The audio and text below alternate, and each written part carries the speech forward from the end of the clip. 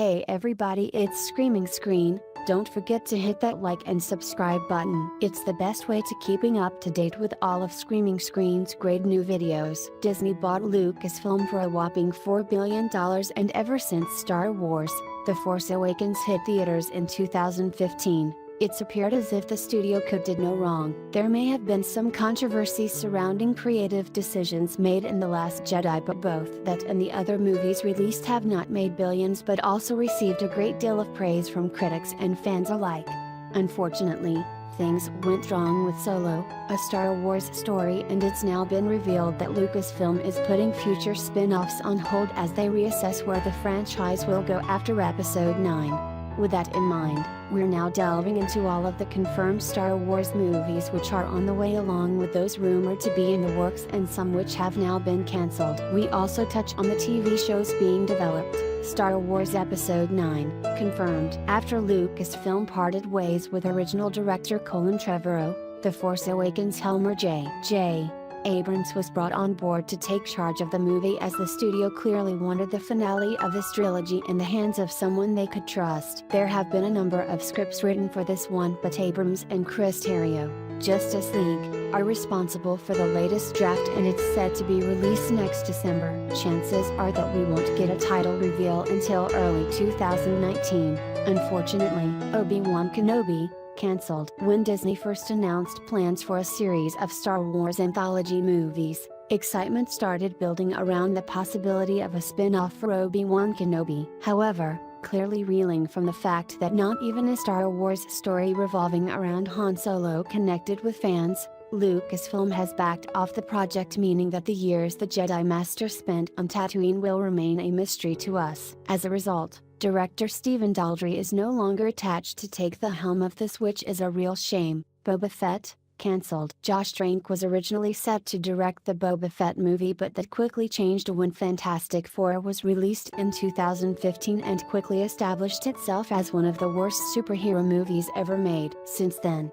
the spin-off has remained in development hell, but things finally started looking up when we learned that Logan director James Mangold was in talks to direct this adventure for the bounty hunter. Infuriatingly, this is now one of the spin-offs which have been put on indefinite hold. Rian Johnson's trilogy, confirmed. Well, this is going to upset a lot of fans. With J.J.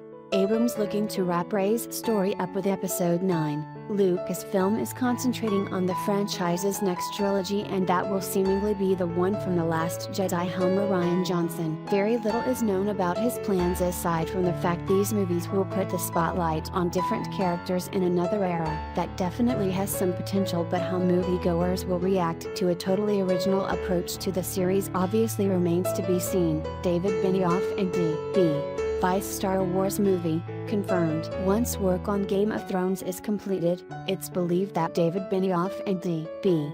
Weiss will immediately start cracking on with a series of Star Wars movies. As of right now, we don't know if that means we're getting 2 movies, 3 movies, or 5, but there's no way Lucasfilm will want to risk losing the directors given their work on the HBO series. What's going to be really interesting is seeing whether or not this franchise focuses on established or some completely new characters.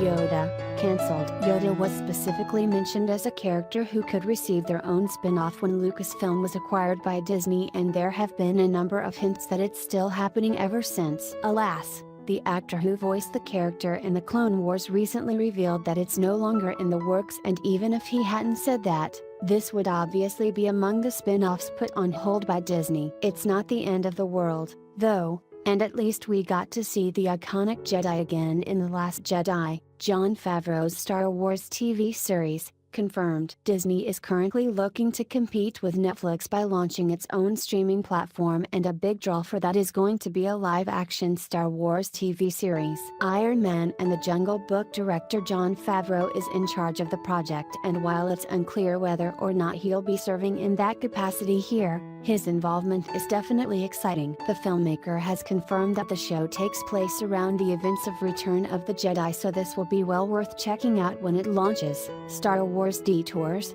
rumored. This zany-looking animated series was actually announced back in 2012, but it was seemingly scrapped when Disney bought Lucasfilm. Clearly, It didn't fit in with the ideas the studio had for the franchise moving forward, but Seth Green has since revealed that the sketch show had 39 completed episodes, while an additional 60 scripts were also completed. Things may be changing for Star Wars Detours, though, as Disney recently filed a trademark for the show, so it could be back in active development. Star Wars Resistance, confirmed. Now that Star Wars Rebels has concluded, Disney is moving the focus to another animated series. Resistance will focus on Kazuda Zano, a young pilot recruited to help bring down the First Order, and Podameron and Captain Phasma will both be making an appearance in the Disney XD series, as will BB-8.